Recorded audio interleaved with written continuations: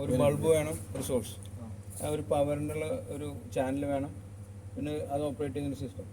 Okay, നമ്മൾ ഇവിടെ നിന്നാണ് ഇതിൻ്റെ മൊത്തം പവർ എടുക്കുന്നത്. ഈ പവർ 3 ഫേസ് ആണ്. നമുക്ക് അത്രയും ഡീറ്റെയിൽസിലേക്കൊന്നും പോകണ്ട. ഓക്കെ, അത് കുറച്ചും കൂടി വേറൊരു ടെക്നിക്കൽ ജോബാണ്. ഓക്കെ, അതുകൊണ്ട് നിങ്ങളൊരു ഒരു സ്വിച്ച് ഇട്ട് കഴിഞ്ഞാൽ ബൾബ് കത്തില്ലോ, ആ ഒരു സെൻസ് എടുത്താൽ മതി. അതാണ് ഏറ്റവും എളുപ്പം. അവിടെ നിന്ന് പവർ വരുന്നു. അത് ഇങ്ങനെ ഒരു ഡിവൈസ്, ഇതൊരു റെഗുലേറ്റർ പോലെയാണ് മനസ്സിലാക്കിയാൽ മതി.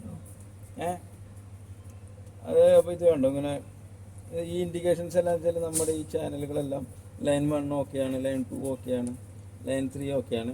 അത് കഴിഞ്ഞൊരു സംഭവം കണ്ടോ, DMX ബ്ലിങ്ക് ചെയ്തുകൊണ്ടിരിക്കുന്നുണ്ടോ. ഈ ഇതെന്ന് വെച്ച് കഴിഞ്ഞാൽ ഇതിലേക്ക് പവർ മാത്രമല്ല വരുന്നുള്ളൂ, ഇതിലേക്കുള്ള കമാൻഡ് പോകുന്നത് വേറൊരു ചെറിയ കേബിളുണ്ടോ, ആ ഒരു ചെറിയ കേബിൾ വഴിയാണ്. അതിൻ്റെ മെത്തേഡ് മാറ്റിയപ്പോൾ ഇതിലേക്ക് പവറിൻ്റെ ഇൻഫർമേഷൻ, പവറാണ് ഇതിലേക്ക് വരുന്നത്. നമ്മുടെ എല്ലാ ചാനലുകളും ഓണാക്കി വെച്ച് മൂന്ന് ഫേസ് ഓക്കെ, അത് കഴിഞ്ഞ് DMX ഓക്കെ, അതാണ് ബ്ലിങ്ക് ചെയ്തുകൊണ്ടിരിക്കുന്നത്.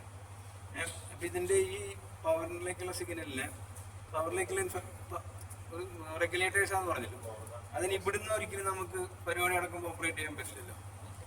ഇതിപ്പോൾ ഒരു 10 എണ്ണം കാണും ചിലപ്പോൾ ഒരു ഷോക്ക്. ഇത് ഇങ്ങനെ നമുക്ക് ഇവിടെ ഇങ്ങനെ ഓപ്പറേറ്റ് ചെയ്യുന്നതിന് പകരം ആ ഇൻഫർമേഷൻ വേറൊരു കേബിൾ വഴി കൺസോളിലേക്ക് വരിക. അതാണ് അതിൻ്റെ സ്വിച്ച്. അപ്പോൾ അവിടെ നമ്മൾ ഓപ്പറേറ്റ് ചെയ്യുമ്പോൾ ഇവിടെയാണ് വർക്ക് ചെയ്യുന്നത്. ക്ലിയർ? ഞാൻ നേരത്തെ പറഞ്ഞ സംഭവം ഒന്ന് പ്രാക്ടിക്കലി ഒന്ന് കാണിച്ചു തന്നുള്ളൂ. ഈ കൺസോൾ